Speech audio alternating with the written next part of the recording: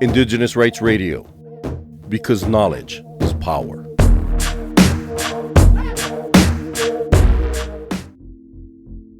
A central concern raised during the 25th session of the United Nations Permanent Forum on Indigenous Issues was the persistent gap in healthcare access and quality. Many indigenous communities, particularly those in remote or rural regions, continue to face barriers such as underfunded health systems, lack of culturally competent care, and limited infrastructure. Delegates stressed that improving health outcomes requires not only increased investment but also a transformation in how healthcare services are designed and delivered, ensuring they are community-led and culturally grounded. Cultural Survival attended this year's forum, and we interviewed some of the delegates who were there. Okay, Shaldon, Ferris for Indigenous Rights Radio. I'm with Ms. Joan Hoyte from St. Vincent, and she's going to talk to us about her Indigenous peoples and the situation around health. How are you doing, ma'am? Nice to meet you. Can you give us an introduction, please? Hello, Sheldon. Thank you for asking me. My name is Joan Hoyte. I'm from St. Vincent and the Grenadines, which is a small island nation down in the Caribbean. We consist of 32 little islands. I represent the people, the St. Vincent and the Grenadines Indigenous Peoples Association. We are an umbrella organization of 5 different groups representing the original people of St. Vincent, which the British called and the Europeans called the Caribs, but they call themselves the Kalinago.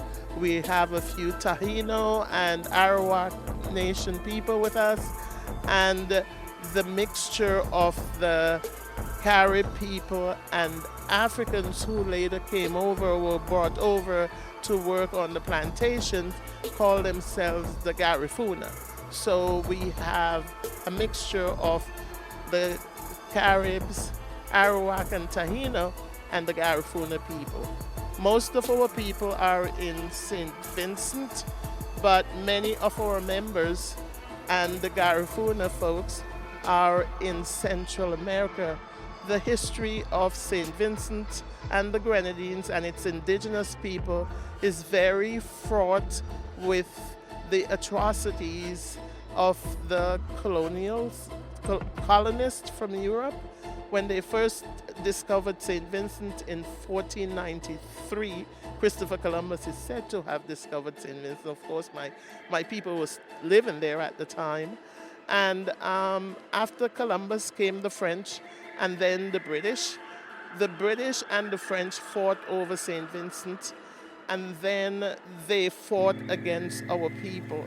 An interesting part of our history is that St. Vincent is the only island in the Caribbean where the indigenous people fought so furiously to maintain their sovereignty and their independence that the British colonial system and plantation system did not get into St. Vincent until they killed our paramount chief in 1797, which means that for almost 300 years, my ancestors fought to keep them out, while all the other island nations around us, like Barbados, St. Lucia, Trinidad, Grenada, were all fall into the plantation system. So we hold ourselves out as a mighty people because, as I said, we're a very, very small island. But our Carib ancestors said, no way, when the British and the Spanish and the French came, were they going to come here and take over our lands. So as a result,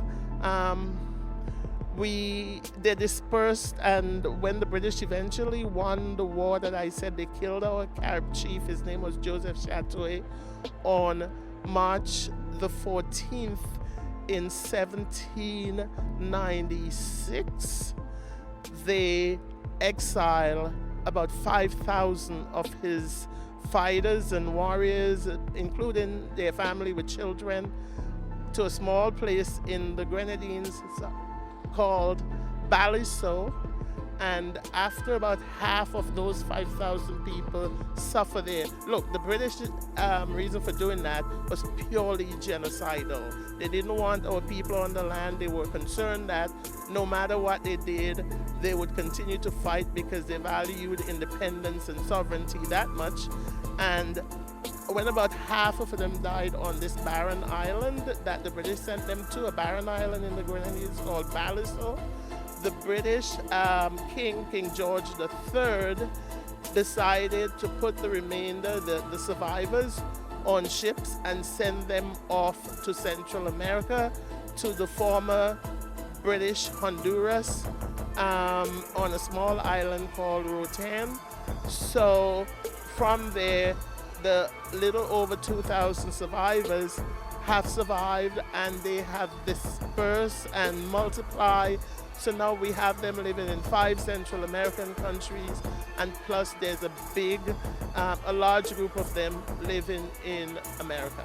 Thank you. Okay, so what is the theme for this year's session, the 25th session of the United Nations Permanent Forum on Indigenous Issues? It has to do with Indigenous peoples and health, and maybe more specifically in the context of conflict. Can you give us an overview of your people and the issues pertaining to health briefly? Sure. Briefly, as with every third world country, which St. Vincent and the Grenadines is, health is not optimum. Health services provided by a government. We have a very poor health system, but if it's poor for the general mass, you can imagine how poor it is for the indigenous people. Our indigenous people in St. Vincent have the worst health outcomes in terms of pregnancy, in terms of diabetes, in terms of hypertension. So we are struggling to get proper health care, but I think the same health issues that affect most third world countries affect our people. It just affects them worse because they've changed. They're now eating more processed foods, and we have to get them to come back to their original way of eating, because St. Vincent is a very productive. We have volcanic soil, and because of that, we grow a lot of the food we eat. But people just tend to think if it's from overseas, if it's packaged, if it's processed, it's better. So we need a lot of education to bring them back to their roots so they can eat better for better health. Thank you very much. Once again, I'm with Joan Hoyte from St. Vincent and the Grenadines. Thank you so much. Thank you very much. It's been my pleasure. For more on the rights of Indigenous peoples, visit cs.org and follow Cultural Survival on Facebook and X.